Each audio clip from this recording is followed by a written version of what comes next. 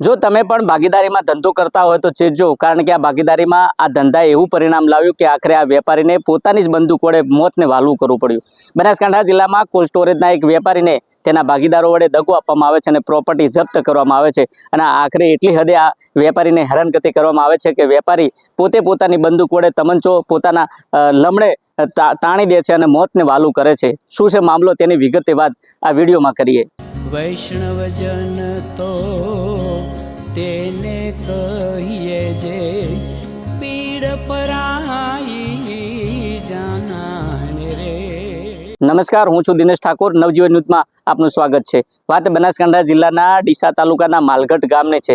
થોડા દિવસ અગાઉ માલગઢ ગામના એક વેપારીનો વિડીયો સોશિયલ મીડિયામાં વાયરલ થયો હતો। જો કે આ સોશિયલ મીડિયામાં જે વિડીયો વાયરલ થયો હતો તેમાં ઉલ્લેખ કરવામાં આવ્યો હતો કે જે મરણ જનાર વ્યક્તિ છે આ વ્યક્તિ 11 મિનિટ ઉપરનો એક વિડીયો સોશિયલ મીડિયામાં વાયરલ કરે છે અને જે સોશિયલ મીડિયામાં જે વિડીયો વાયરલ થયો હતો તેમાં ઉલ્લેખ કરે છે કે મારા મરવા પાછળનું કારણ મારા ભાગીદારો છે। જે કોલ્ડ સ્ટોરેજ છે, આ કોલ્ડ સ્ટોરેજમાં જે ભાગીદારો હતા આ ભાગીદારો મને એટલી હદે હેરાન પરેશાન કર્યો છે, મારી મિલકત જપ્ત કરી છે અને આખરે હું કંટાળ્યો છું, થાક્યો છું। હું મરવા મજબૂર નથી બનતો, પરંતુ આખરે મને આ લોકો મરવા મજબૂર કરે છે અને પોતાની જ બંદૂક વડે પોતાના જ લમણે આ બંદૂક તાણી દે છે અને મોતને વાલું કરે છે। જોકે સોશિયલ મીડિયામાં જે વિડીયો વાયરલ થયો છે, આ વેપારી જે છે આ વેપારી પોતે મોતને વાલું કરે તે પહેલા એક વિડીયો સોશિયલ મીડિયામાં વાયરલ કરે છે અને આ સોશિયલ મીડિયામાં વાયરલ કરેલા વિડીયોમાં મરવા પાછળના કોણ કારણો છે, કયા વ્યક્તિઓ છે, તેમના નામજોગ આ વિડીયોમાં નામ લે છે અને આ વિડીયો વાયરલ કરે છે। જોકે પોતાના લમણે જે બંદૂક તાણે છે અને તેને વાગતા તેને હોસ્પિટલ ખસેડવામાં આવે છે। જોકે સારવાર દરમિયાન તેનું મોત થાય છે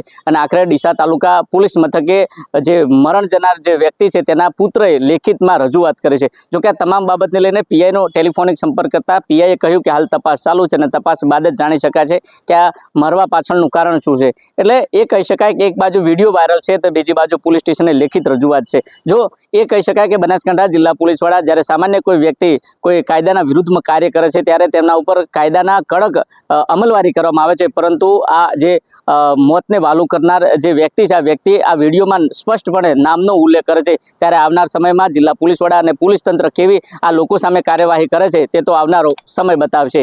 દિનેશ ઠાકોર, નવજીવન ન્યૂઝ, બનાસકાંઠા।